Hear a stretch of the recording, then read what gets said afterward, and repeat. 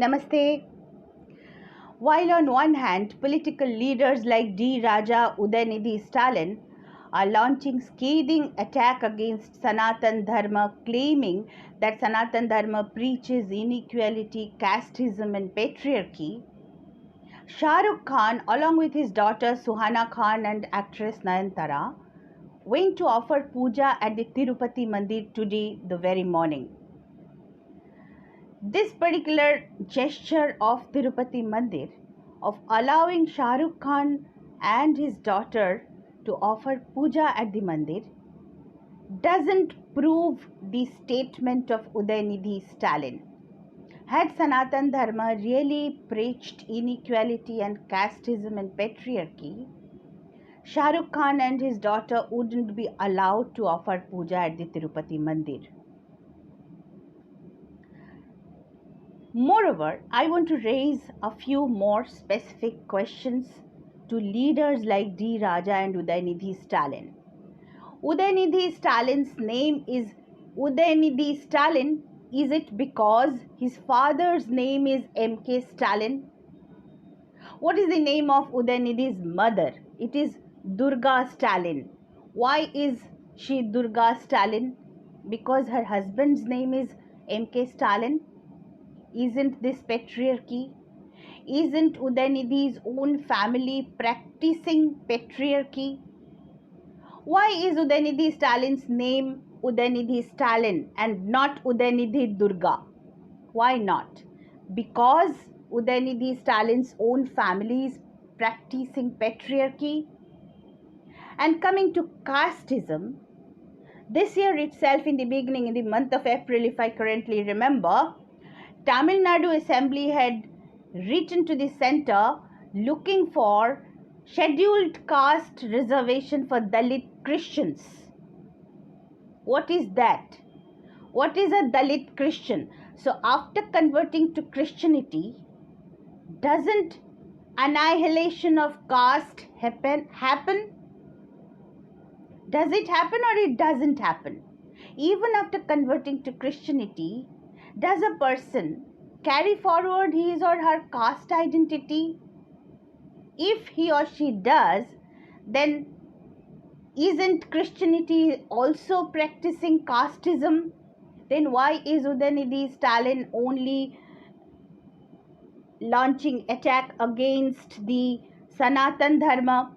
Has the Christian community or the Muslim community ever demanded a constitution amendment that after conversion to Christianity or Islamism, a person should lose his or her previous caste identity?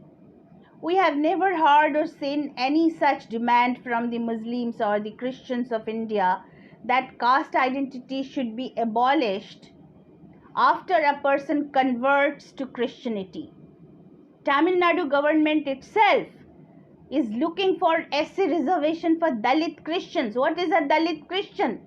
Why should a Christian remain Dalit even after being Christian? Why should a person remain Dalit at all? So isn't Christianity also practicing casteism? If it is practicing, then why is the blame coming only to Sanatan Dharma? The point is, caste was never a Bharatiya concept, ever. Caste was not there in Bharat. Bharat had Varna system, which is completely different from casteism. This casteism came along with the Portuguese in India. But let us keep that aside. Let us assume that casteism is our own thing. Even if that be so, after conversion, why are the people carrying forward their caste identity in Christianity? Does Udaynidhi Stalin have an answer?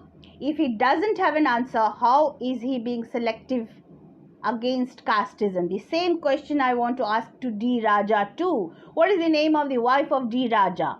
She is Annie Raja. Why? Because Annie's husband's name is Raja. Isn't this patriarchy? What is the name of the daughter of D. Raja? Aparajita Raja. Why is that? Because her father's name is Raja. Isn't this patriarchy? What is the father's name of CPM's Muhammad Salim? Ajijul Haq. What is his mother's name? Ladli Hawk. Why Hawk? Because the father's surname is Hawk. Is that the reason? So, isn't that patriarchy? Did Suhana Khan, Shah Rukh Khan's daughter, ever offered namaz in any masjid along with men? If she didn't, is that patriarchy? Is that attributable to Sanatan Dharma? If not, then why is it that people like D. Raja and Udaynidhi, Stalin, etc. are launching scathing attack against Sanatan Dharma in specific? And coming to inequality, dividing the human race between believer and non-believer is the root cause of all equality. It is the most basic form of inequality. All sorts of inequality starts from there. If I divide the whole human race into two categories, believer and non-believer, that is the most basic of all inequalities. D. Raja has problems that someone says this Marxism is bad. And what we say is Marxism speaks of conflicts. Conflict is necessary in Marxism. Marxism, it is conflict between two different categories of people. These identities of the categories might change, the identities might change, but the conflict remains constant. So Marxism inherently starts conflicts in the society. It speaks of conflict. It is the basic ingredient. The conflict thing is the basic ingredient of Marxism.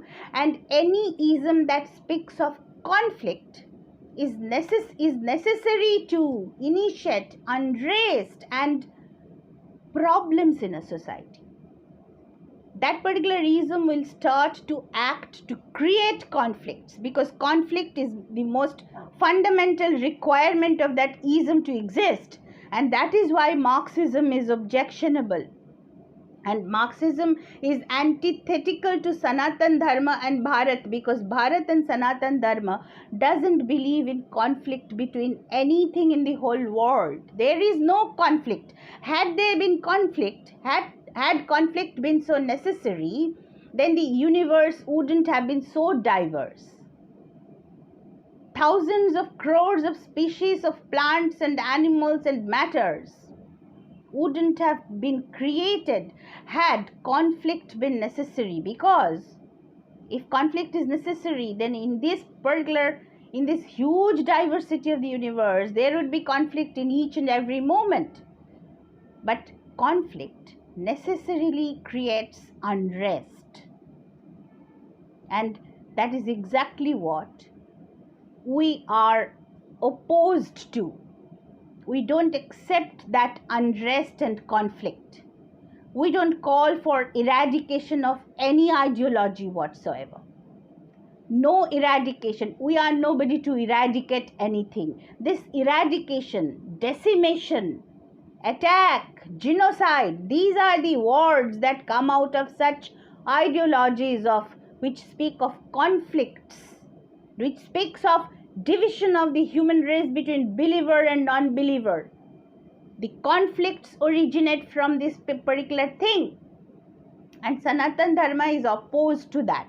Is that the reason why leaders like D. Raja, Udaynidhi, Stalin, Priyank Kharge, these are the people who are actually launching disparaging attack against Sanatan Dharma, because Sanatan Dharma doesn't speak what they are saying? And I want to raise one more point, that is, Sanatan Dharma is mother of all religions. Even Christianity has come from Sanatan Dharma. When Christianity was not there, Sanatan Dharma was there. Every other religious opinion, every other religious doctrine has come from Sanatan Dharma. Was Jesus Christ a Christian? He was not. He was a Jew. So if I have to respect Christianity, I have to respect Christ, I necessarily have to respect Judaism. Was Hazrat Muhammad Prophet a Muslim? Certainly not. He preached Islamism. He himself was not a Muslim originally. So if I have to respect Islamism, I have to respect the Prophet. I definitely have to respect other religions too.